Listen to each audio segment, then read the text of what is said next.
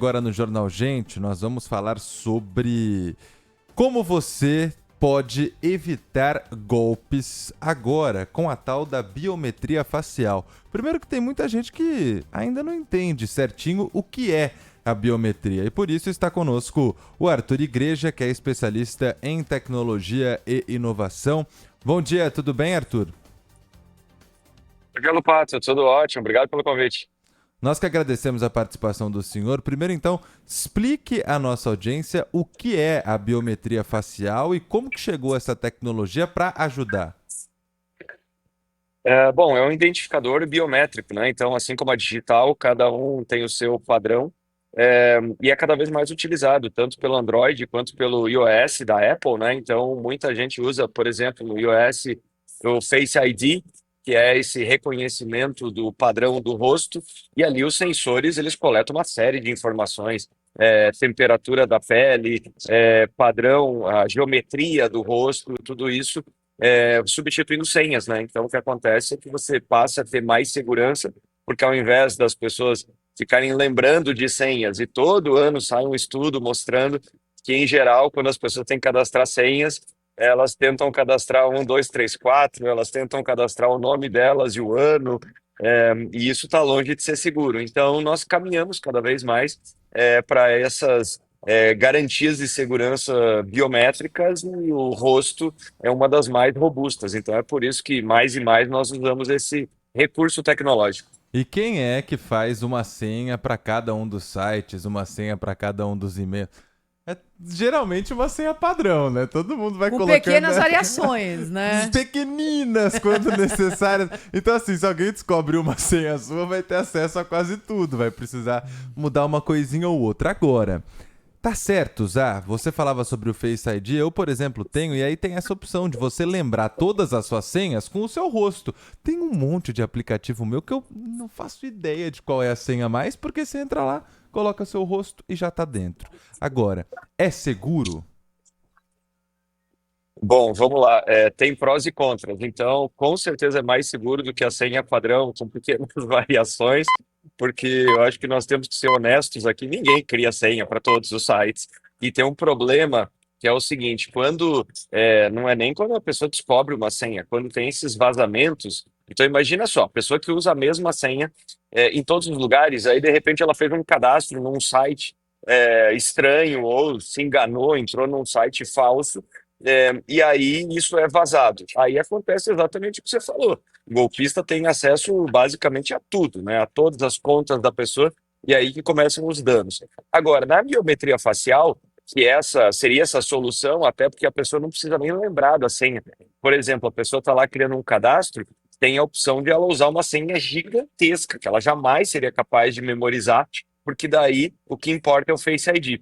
Só que aí nós passamos a ter um problema recentemente, especialmente com essa chegada aí da inteligência artificial, porque os golpistas começaram a conseguir ludibriar alguns sistemas de biometria facial. Então, recentemente, nós tivemos um caso aqui no Brasil com o gov.br, que tanta gente usa, que é uma mão na roda, tem lá mais de 4.000 serviços públicos, assinatura de documento e tudo mais. E aí, o que a Polícia Federal descobriu é que por volta de 3.000 contas o pessoal conseguiu invadir com o Face ID. Como é que eles fizeram? Desculpa, com biometria facial. Como é que aconteceu isso? Os golpistas conseguiram usar, por exemplo, vídeos, fotos das pessoas e criar um avatar, criar uma representação digital da pessoa e conseguiram entrar no sistema. Então ficou um grande alerta, porque estava todo mundo confiando cegamente na biometria facial e aí nós tivemos esses primeiros casos de invasão, né? Os primeiros casos em que os golpistas conseguiram burlar isso. É importante tranquilizar as pessoas que biometria facial não é tudo igual. Então tem N sistemas. Agora, a questão é que a gente não sabe qual que é o sistema que está sendo usado, por exemplo, pelo banco A, pelo banco B. É o sistema que é usado quando nós acessamos um prédio, uma academia. Então tem sistemas mais seguros e outros menos seguros. Então, fico alerta aí, especialmente para as empresas que agora estão tendo que rever esses sistemas, porque lembrando, biometria é segura? Biometria é segura, seja ela facial, seja digital, seja o que for. Agora, a questão é a empresa usar o estado da arte da tecnologia para proteger os dados dos seus consumidores, porque é um elo de confiança, né? Então, que não pode ser quebrado. Arthur, então ajuda, por favor, quem está acompanhando agora a Rádio Bandeirantes e que tem algum poder de decisão na escolha desse tipo de segurança, né? A gente vê hoje que muitas empresas já permitem acesso via identificação facial, muitos prédios têm esse cadastro de identificação facial dos seus moradores. É uma mão na roda, né? Facilita demais a vida de todo mundo. Estádios de futebol, muitos também já têm o sistema implementado e há uma lei obrigando que a partir agora do mês de junho, todos eles em São Paulo tenham a identificação pelo rosto do torcedor. Nesse caso, ajuda até a polícia a achar pessoas que são procuradas pela justiça. Enfim, clubes, todo canto hoje tem um acesso via identificação facial. Muitos condomínios, aí falando ali, né, da vida real, estão tentando até reduzir os seus custos, substituindo funcionários por esse tipo de segurança. Existem muitos modelos. O que a pessoa tem que observar? É claro que aqui eu não vou falar nem de empresa, nem de marca, mas o que tem que ser observado em relação a parâmetros de segurança que podem elevar ou reduzir a confiabilidade do sistema? Thaís, excelente pergunta e também, mais uma vez, para tranquilizar as pessoas e para conscientizar, eu ficaria bem menos preocupado em relação a esse tipo de sistema, acesso a estádio, acesso a prédios, porque geralmente nós estamos falando de informações que só são usadas localmente. Ou seja, a informação é ali gravada, coletada para fazer o acesso ao prédio, isso se restringe àquele uso e acesso a esse prédio. Então, não quer dizer que, por exemplo, se você fez o cadastro, alguém tirou uma foto do seu rosto para acessar um prédio, não quer dizer que a pessoa ou o golpista vai conseguir usar esse cadastro para, de repente, acessar sua conta ou para validar um pagamento. É cada vez mais comum, por exemplo, a pessoa vai fazer uma compra que é mais vultuosa, que é mais cara, ela tem que fazer essa última validação com o rosto dela, aquilo que se chama de liveness, que é provar, é uma chamada de prova de vida, né? Então, aquilo que os bancos e muitos órgãos exigiam em que a pessoa fosse até lá para provar que era ela mesma, hoje é feito na palma da mão com o smartphone. Então, dito isso, para não se preocupar com esse tipo de uso em estádio, em prédios, nós temos que tomar alguns cuidados quando nós estamos falando dos nossos aplicativos. Então, voltando ali no exemplo do gov.br e vários outros aplicativos. Esses aplicativos normalmente têm a opção de você habilitar uma segunda camada de segurança. E aqui que está o segredo. Porque muitas pessoas acabam fazendo o quê? Vou fazer o reconhecimento facial, então pronto, eu substituí minha senha e está tudo resolvido. E não é bem assim, porque como eu falei, os golpistas conseguiram driblar até mesmo o reconhecimento facial. Bom, como é que nós podemos nos proteger? Então, no gov.br e vários outros aplicativos, você pode habilitar lá o acesso com duas etapas. Então, você faz a biometria facial, mas quando você vai fazer uma operação, vai assinar um documento, vai fazer alguma coisa, você tem que receber um código por SMS, por exemplo.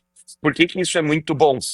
Porque imagina que mesmo que se alguém conseguir acessar a biometria facial, a pessoa não vai estar em posse do smartphone e não vai receber esse SMS. Ou seja, o dano não será feito.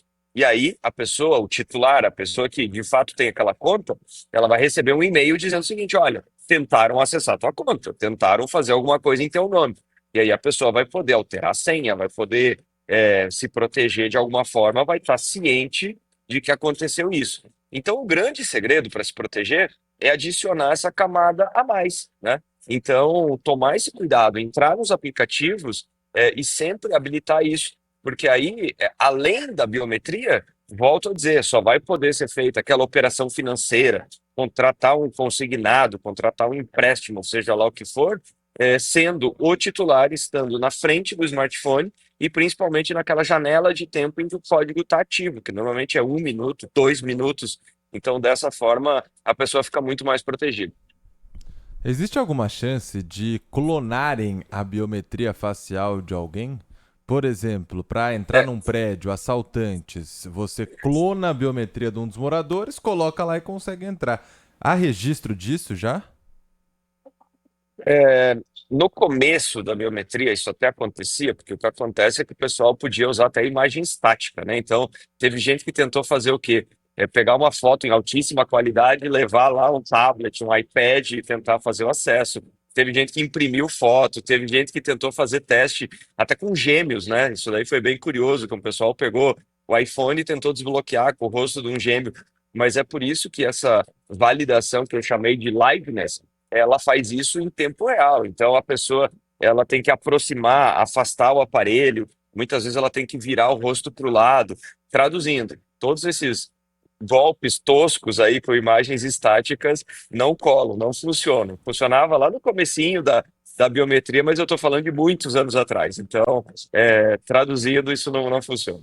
Com o Arthur explicando, né, Thaís? A gente fica pensando, para desbloquear o celular é tão rápido, né? A gente levanta assim, já desbloqueou, você já entrou, né?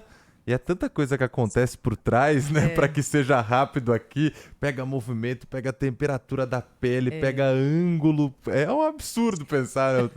O quão complexo é a tecnologia. O Arthur, agora tem um outro assunto que está muito hoje chamando muita atenção pela magnitude, pela picaretagem, que foi o que aconteceu com os segurados do INSS, né?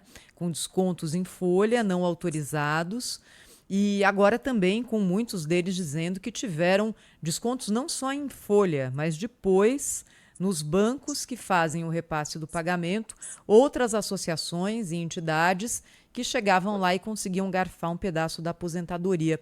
E a gente se pergunta, não é? Com tanta tecnologia, tanta segurança, o que falhou aí nessa história, na sua avaliação? Olha, sendo extremamente franco, extremamente honesto, falhou tudo, deu tudo errado. Essa história, ela é uma vergonha de ponta a ponta. Ela é uma vergonha em relação aos processos. Não vou nem falar de ética e moral, porque imagina, é, pessoas que se apropriaram de recursos de forma indevida de aposentados, de pessoas que dependem desse recurso, que na maior parte dos casos é a única fonte de renda. Então, a resposta está dentro da sua pergunta. A tecnologia está aí, ela está disponível. A questão é como é que isso não foi usado?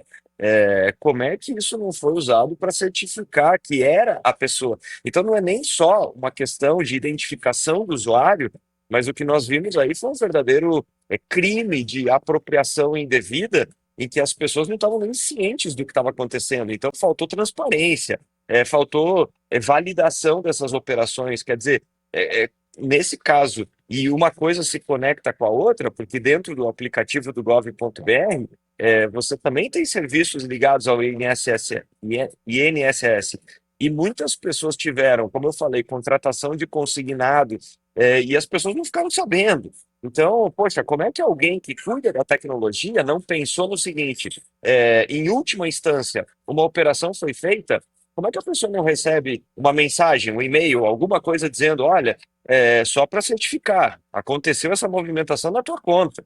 Então, assim, é inexplicável. O grande ponto é que é inexplicável. Faltou compliance, faltou uma camada de verificação interna, faltou tudo. Traduzindo, não é culpa da tecnologia, a tecnologia está aí, ela é cada vez mais barata, mais acessível, mais fácil de ser implementada. E no final das contas, o que aconteceu é que certamente tinha muita gente que sabia disso, e essas ferramentas de verificação não foram implementadas, obviamente, com o intuito de deixar essas portas abertas. Arthur, para a gente fechar, o tempo está curto também, mas o INSS, desde ontem, está exigindo a biometria facial para concessão de empréstimos consignados, né? É esse reconhecimento que a pessoa vai ter que fazer, por exemplo, quando pedir pelo meu INSS. Não demorou para que isso acontecesse? Então, a pergunta que fica é por que ontem, né? Por que ontem? Porque depois de um escândalo bilionário, uma coisa desse tamanho, se isso poderia ser implementado lá atrás, assim que a tecnologia estava disponível, assim que ela foi implementada em outras coisas, volto a dizer, é um misto. Na verdade, é uma daquelas situações que nós temos duas respostas e as duas são ruins. É, ou foi mal intencionado, o não uso, ou foi incompetência. Então a pergunta que fica pairando no ar é qual das duas respostas que vale para essa questão. Agradecer a participação do Arthur Igreja, especialista em tecnologia e inovação, falando sobre a biometria facial aqui conosco no Jornal Gente. Um abraço, bom fim de semana. Abraço, até a próxima. Bom final de semana. Obrigada. E olha, Vitor, não sei você, mas eu fiquei mais tranquila